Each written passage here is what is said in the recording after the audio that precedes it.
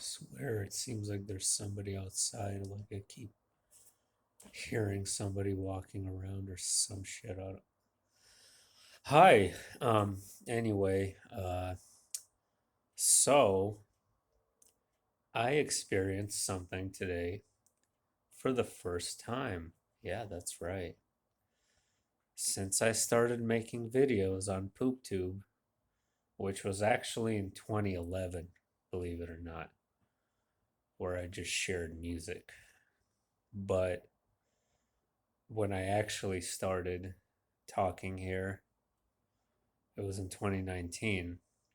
And I've only had one incident, and that was a copyright strike relating to the Olympics. And actually, it was 1992, I believe, in Spain. And the ritual, the ceremony at the end of the Olympics, was actually a carbon copy of iPad Go 2. I mean, you can't even mistake it. It was a carbon copy of iPad Go 2 with elements of the Gothard Tunnel ceremony mixed in with it.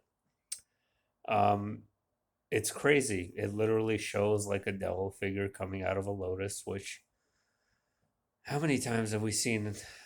Actually, they portrayed the same thing at New Year's Day, at New Year's Eve this year in Seattle. The Space Needle had an art show, and they had a devil coming out of a lotus. This Olympics in Spain had a devil coming out of a lotus. iPad Go 2 has a lotus. My point, I'm getting off topic here, is that actually PoopTube has removed one of my videos.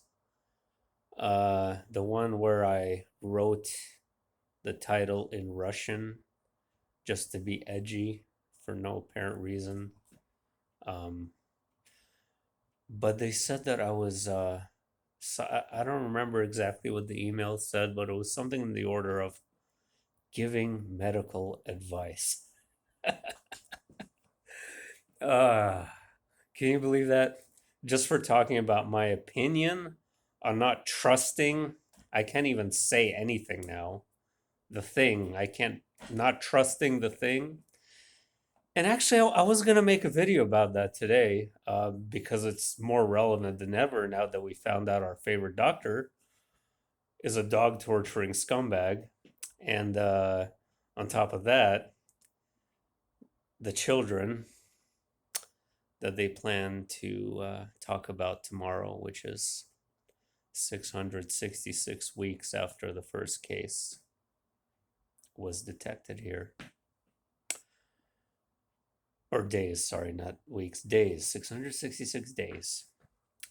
But no, I can't talk about it anymore at all now because my opinion is supposedly medical advice, even though I never insinuated anything like that. I just said that why I don't even want to say it. I can't. I wish I could, okay? This is so restrictive and ridiculous that it's almost just infuriating. I'm just not even going to say anything. Um, it is. It's a little bit maddening to have to. You just can't speak freely. You feel constricted, and since I've never had that happen before, from now on, I'm always going to feel constricted in what I can say.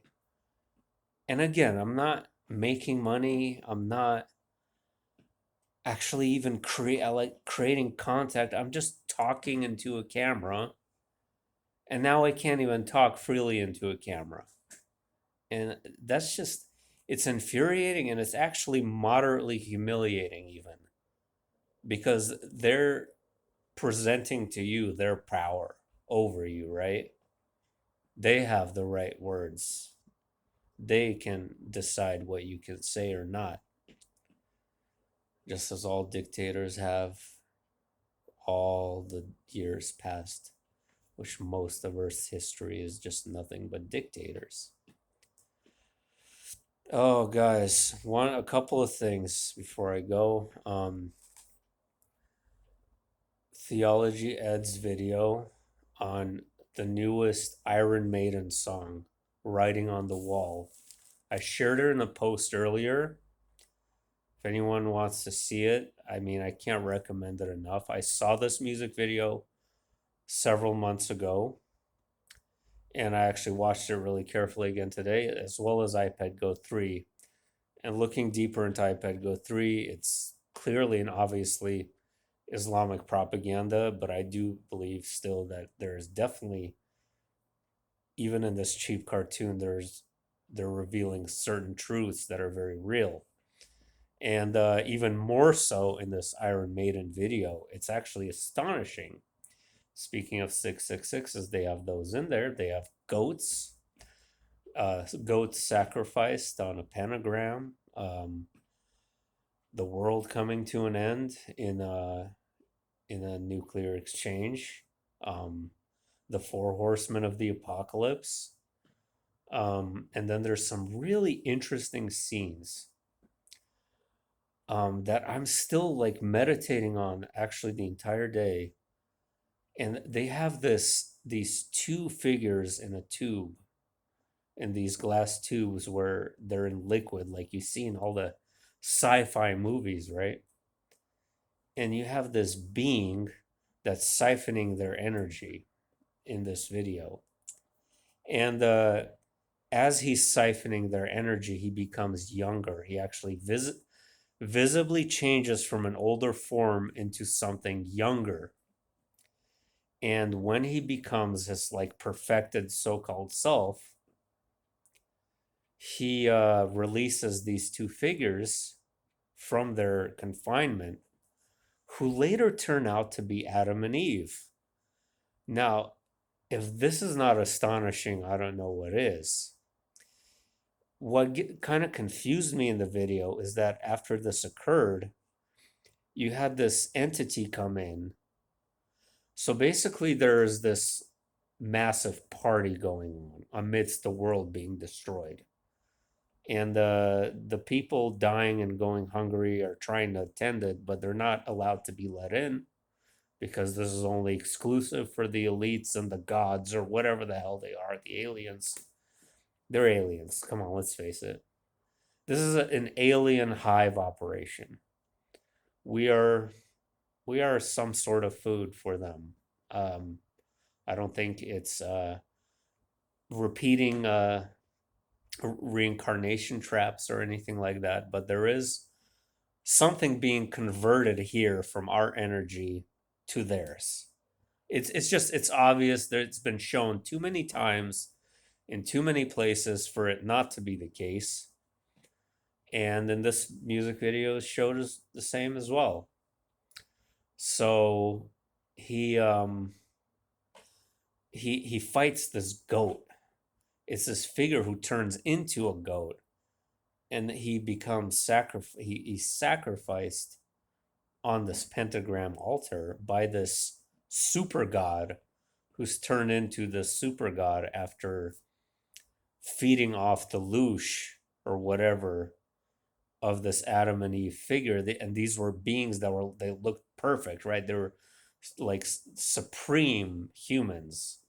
If you see the video, you'll see what I mean. It's a cartoon, so and there is biblical references all over the cartoon as well.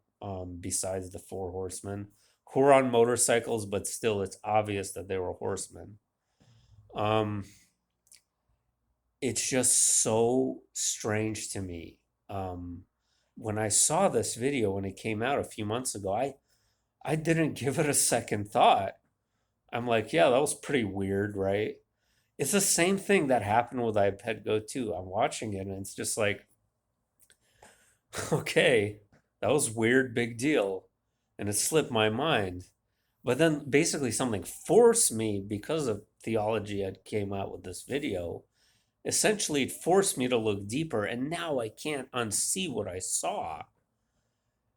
And oh my guys, I strongly recommend you at least watch the music video. It's called Iron Maiden Writing on the Wall. And I've been a huge fan of this band my whole life, too.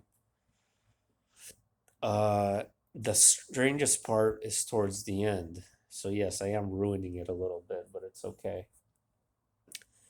Is he kind of drives off, and behind are these mushroom clouds destroying the world. And he drives off with Adam and Eve. At least that's who I perceive they are because of what happens next. They bite into an apple. They bite into a red apple, so they bite into the forbidden fruit, and the sequence just sort of dissipates from there. That conjures up things in my mind, thinking that so he harvested all this energy and at the end destroyed the world as demigod.